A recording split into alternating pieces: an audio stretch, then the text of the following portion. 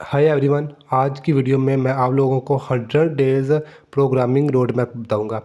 तो 100 डेज़ के अंदर अंदर अगर आप प्रोग्रामिंग कोई सीखना चाहता है तो वो सीख सकता है।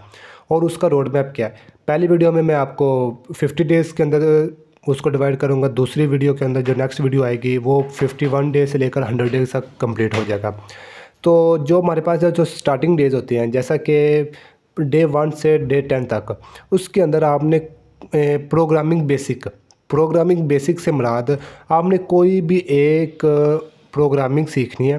प्रोग्रामिंग लैंग्वेज जिसके अंदर Python, C plus plus, JavaScript, इन चारों में से कोई एक प्रोग्रामिंग सीखें।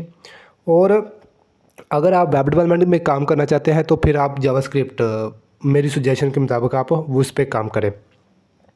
और उन प्रोग्रामिंग लैंग्वेज में से सबसे बेसिक क्या करना है आपने, उनका सबसे पहले जो आपने ना जो इस प्रोग्रामिंग का था ना, सबसे पहले सिंटैक्स और वेरिएबल, लूप्स एंड कंडीशन, ये मेन टॉपिक्स हैं जो आप हर प्रोग्रामिंग लैंग्वेज के जब भी स्टार्ट करें ये सीखने चाहिए।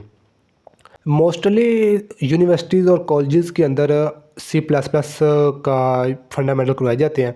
वो उनका मकसद ये होता है कि ये एक तो अगर किसी ने सी प्लस प्लस सीख ली तो वो ईज़िली किसी और प्रोग्रामिंग लैंग्वेज में मूव हो सकता है।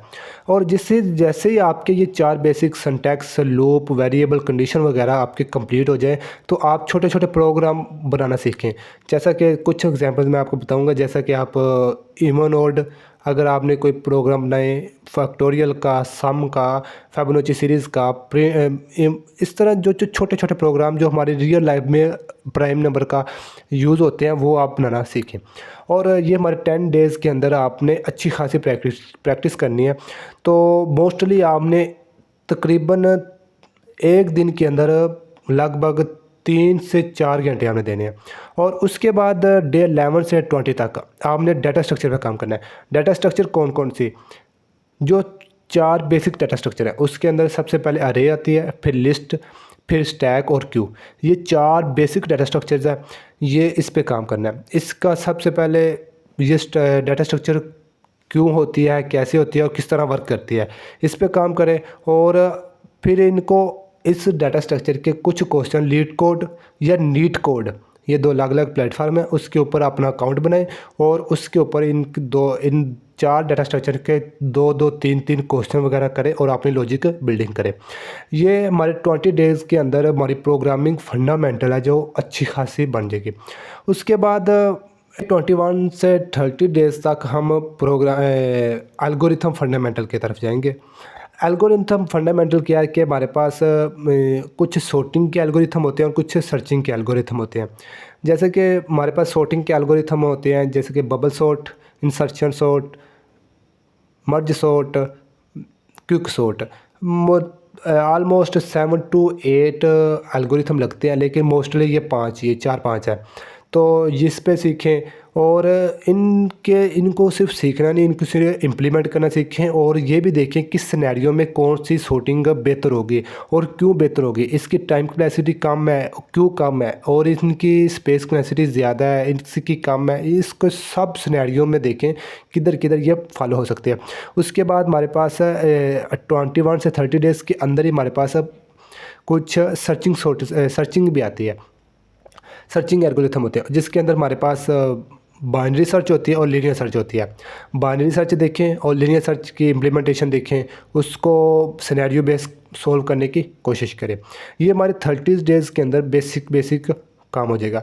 उसके बाद ऑब्जेक्ट ओरिएंटेड प्रोग्रामिंग, जिसके 31 से 40 डेज़ के अंदर, अगर मैं कहूँ कि आप 31 से 45 डेज़ तक जाएं तो मैं गलत नहीं होऊंगा। लेकिन अगर आप 10 डेज़ के अंदर डिवाइड करना चाहें तो आप इस तरह करें कि सबसे पहले ऑब्जेक्ट ओरिएंटेड प्रोग्रामिंग है क्या, उसके अंदर वो किन किन चीज़ों पे बेस करती है। जैसा कि सबसे पहले हमारे पास क्लास होती है, ऑब्जेक्ट होती है, और ऑब्जेक्ट ओरिएंटेड प्रोग्रामिंग के हमारे पास 4 पिलर होते हैं। उन 4 पिलर के अंदर सबसे पहले इनहेरिटेंस, पॉलीमॉर्फिज्म, इनकैप्सुलेशन, एब्स्ट्रैक्शन, इस पे काम करें। इनके छोटे छोटे सबसे पहले फंक्शन वगैरह देखें, ये फंक्शन रन कैसे करते हैं और इनका मकसद क्या है। फिर इनकी भी सब टाइप्स हैं, जैसे इनहेरिटेंस की भी सब टाइप्स हैं और उसके बाद पॉलीमॉर्फिज्म की, कैप्सुलेशन के सेक्शन, वो भी आपने सब इसके अंदर क्लियर करना है।